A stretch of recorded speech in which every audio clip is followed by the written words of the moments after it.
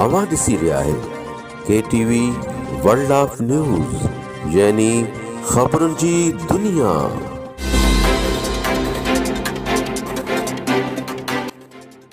पेश आहे गड़िया सिंह खां एडी अबड़ो जी रिपोर्ट। वधीया क़ौम जे चीफ सरदार आसिफ अली खान वधियो अबड़ो जी जनाज़े नमाज ॻोठ क़ाइम खान वधियो में अदा कई वई।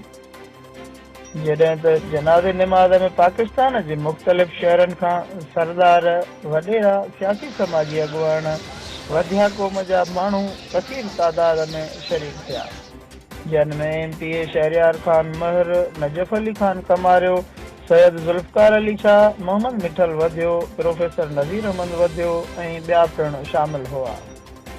सरदार आसिफ अली खान वधियो अबड़ो जी तदफ़ीन ॻोठ क़ाइम खान वधियो लॻ दरगाह सूफ़न शाह गुलशाह ते कई वई ऐं संदसि दुआ जे लाइ तॾो संदसि रहाइशगाह क़ाइम खान वधियो में रखियो वियो आहे, जिते संदसि वारसनि शकील अहमद वधियो, दीदार अली वधियो, मक़सूद अहमद वधियो सां दोस्तनि, अज़ीज़नि, सियासी समाजी अॻुवाननि ऐं वधीया क़ौम जे माण्हुनि जो दुआ जो सिलसिलो पिणु जारी।